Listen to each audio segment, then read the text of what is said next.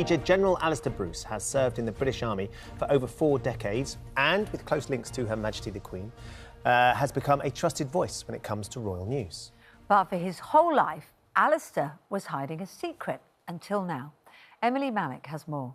And I'm delighted to say that Alastair joins us now in Edinburgh Castle. Good to see you this morning. Huge congratulations on your wedding. I'm sure it was a fantastic day, all the sweeter because it was such a long time coming. Tell us about it.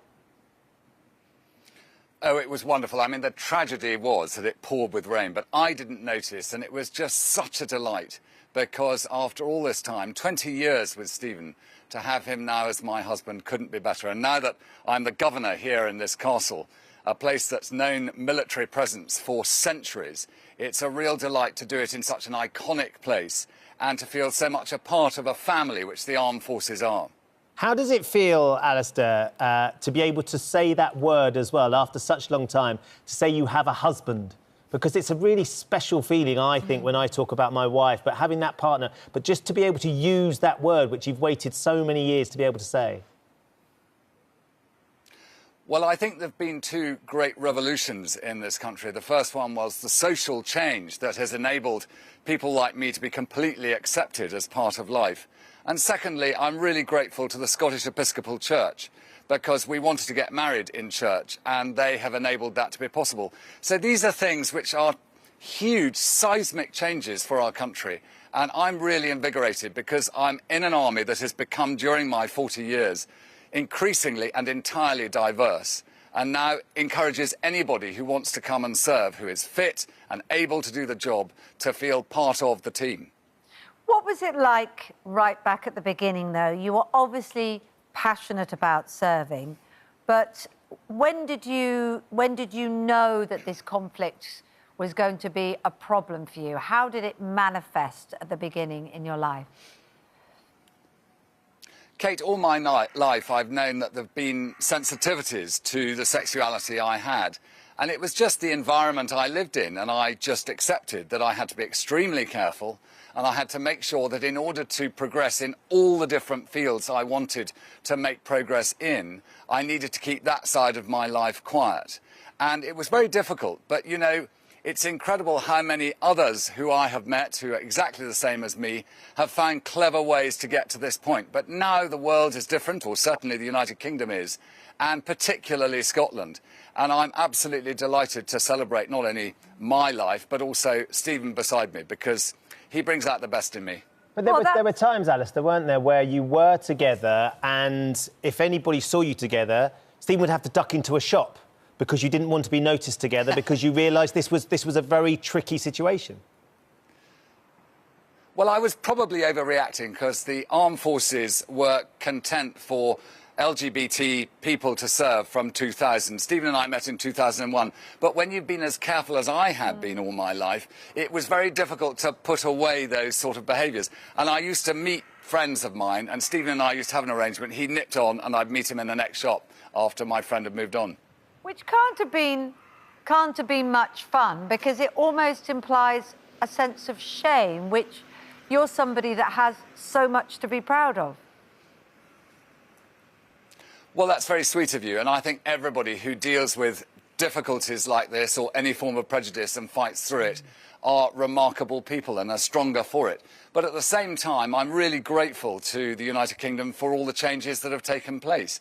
And they've been bold political changes, and they've changed the army in which I serve. And, you know, now, particularly when I meet younger service men and women who are of a different sexuality from the one that was expected when I joined, it doesn't matter anymore. All that matters is that they train for war and that they deliver, when required, calculated, precise and legal violence against the Queen's enemies. Made me quite nervous then. You did a huge gesture and you look like you're perched on the edge. Can you just reassure us that you're safe? I promise you, I've got... And you're a military man. You can handle yourself in these situations. What's been the reaction? I imagine that you've been contacted by lots of young men and women, maybe in the armed forces, that still don't feel comfortable coming out, or maybe have said, look, you coming out and you being so public about this is going to pave the way for us to feel even more comfortable doing the job that we love. After my journey, I always acknowledge and respect that everybody else's journey is their own. But I hope that, and you're right, lots of people have got in touch. I've been staggered by the number of very positive messages I've had, particularly from people I used to serve with, which, of course, is fascinating. I thought that maybe when I put out the picture of Stephen and I, there'd be lots of people sort of spitting out their cornflakes across the mahogany tables. But I haven't really noticed that.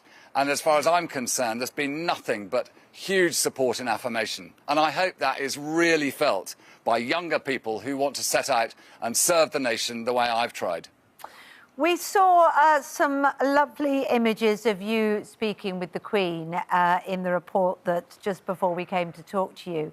I mean, she's obviously been someone that's been very supportive of you generally, and it was wonderful, I thought, to see on her first trip to Balmoral since the passing of Prince Philip, that there was a kind of welcoming ceremony, a guard of honour, which I'm sure she must have appreciated, because this is going to be a very different time for her at Balmoral, isn't it? Oh, definitely. And I think the Army in Scotland have really put on the very best. And with the Balaclava Company of the Royal Regiment of Scotland greeting Her Majesty to the gates of Balmoral Castle, it's where I think for her, she gets the chance to be entirely peaceful and to recollect on everything that's gone on in what's been quite a difficult time for the nation and for her Commonwealth.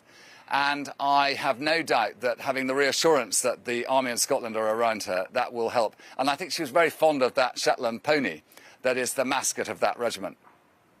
Yeah, there are always stunning pictures when she does get there. It looks like a beautiful day up there in Edinburgh as well, Alastair. What a backdrop for you. I mean, this is where you live. That's your home, isn't it? It's, you know, it's your castle. Don't lean back! Oh, my goodness me. You're made of different stuff from me, I tell you, which is clear, isn't it? Because of all your military achievements. Good to talk to you this morning. Well, I always live here. I always live here when I have duties to do, but to be Governor of Edinburgh Castle is such an affirmation from the armed forces, and I'm really proud of it, and I'm proud of all the soldiers who serve. Well, congratulations to you. Congratulations on your marriage, and hope you continue to have a happy life together and to continue to enjoy the things you do with the armed forces. Clearly doing a wonderful job. Thank you very much, Major General Alastair Bruce. Great to have you with us this morning.